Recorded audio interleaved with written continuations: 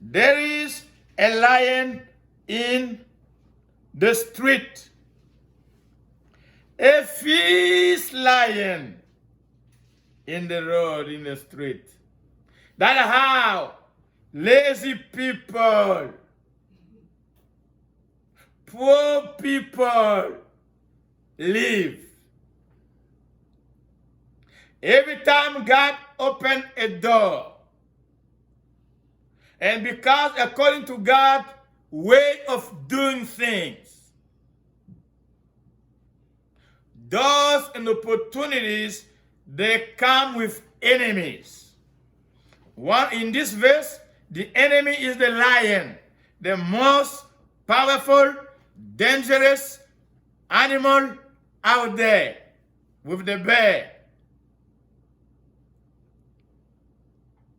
Et il dit en français, les paresseux ou les pauvres dans certaines versions disent. Don't they talk? They speak. They speak to who? They speak to themselves. They preach themselves. They reason. But the danger is they spread it out to other people to hear. These are the people who call the discourager. They only see negative. In life, there are good and bad. There are positive and negative. But this category of people, God called them lazy people. Oh, let me see Proverbs 22. What did God call them? The same thing.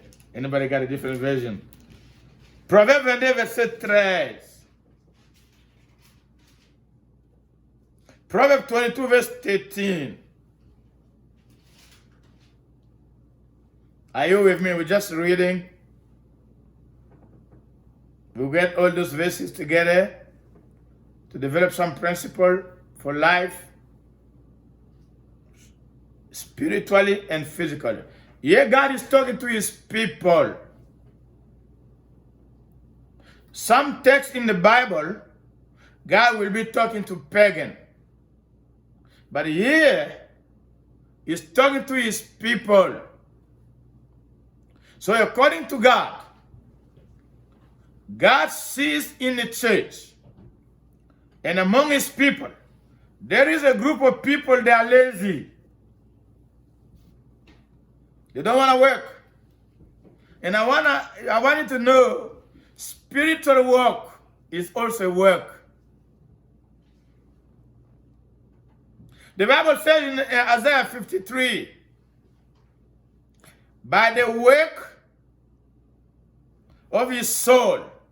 So when Jesus was suffering,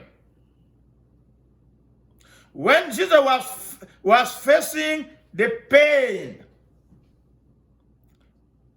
of the cross, he was waking. Today, pain is avoided. Suffering is avoided. Anything to do with difficulty, with paying a price, is avoided at all costs. Donc, dans la plupart des cas, dans notre temps, en tant qu'un être humain, la nature humaine n'aime pas les douleurs. La nature humaine n'aime pas les difficultés. La nature humaine aime seulement la joie, le plaisir, le bonheur, que tout va bien. Mais la réalité est que quand Dieu ouvre une porte, toute porte d'opportunité que Dieu ouvre sont accompagnées des ennemis. Et ici, les appelle les lions. So Proverbs 22, verse 13. The lazy man says the same thing again.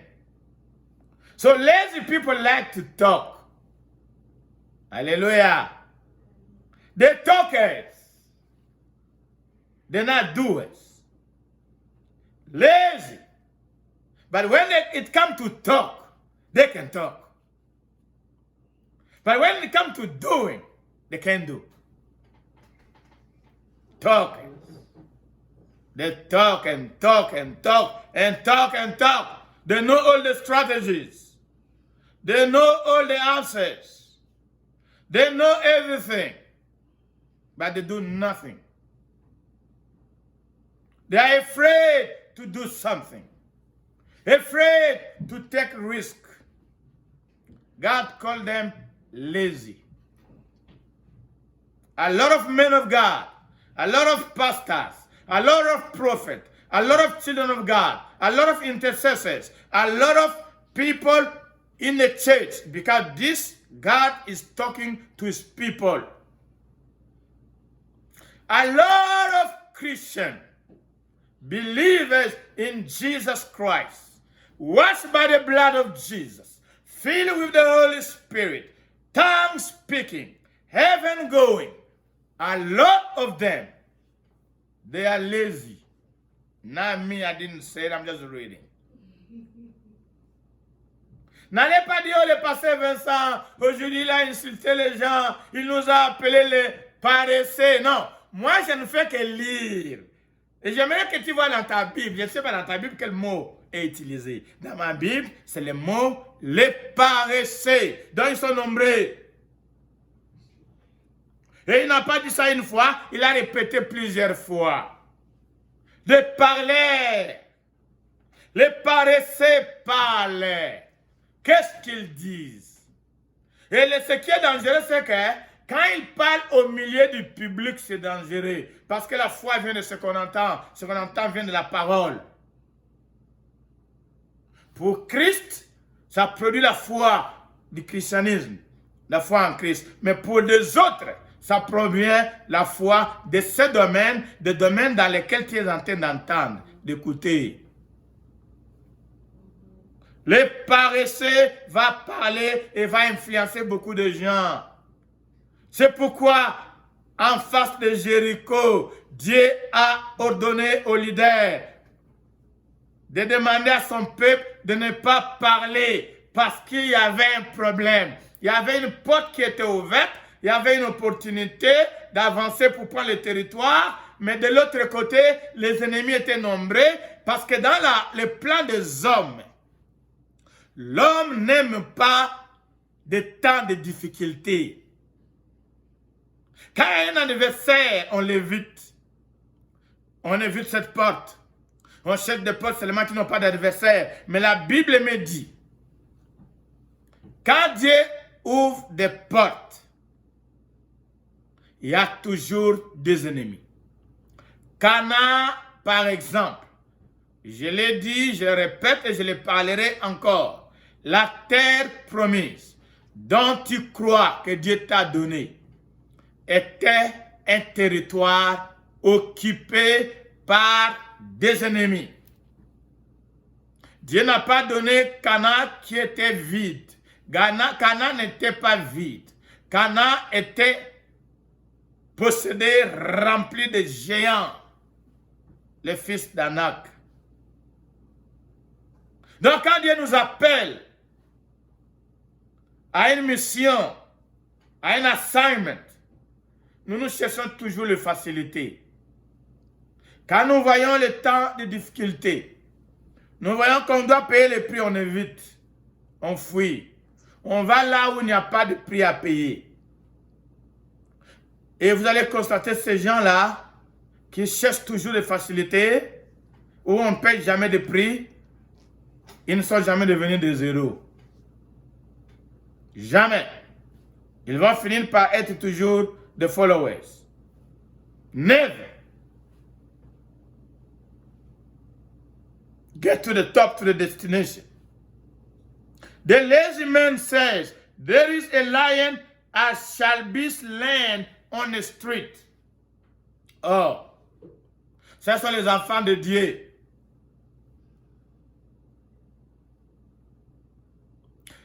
Ça, ce sont des limitations internes. Parce que les paroles qu'ils prononcent Ce n'est pas un prédicateur qui a prêché. Ce n'est pas un homme de Dieu qui a prêché. Ça sort du dedans de lui-même. Une personne se dit lui-même, il y a un lion dehors. Si je sors, ce lion va me manger. Cette parole vient d'où? Cette parole vient d'où? Ça, c'est Dieu qui révèle. Dieu est en train de révéler les pensées du cœur des enfants de Dieu, les choses qui sont dedans. Ces choses-là bloquent ces gens-là.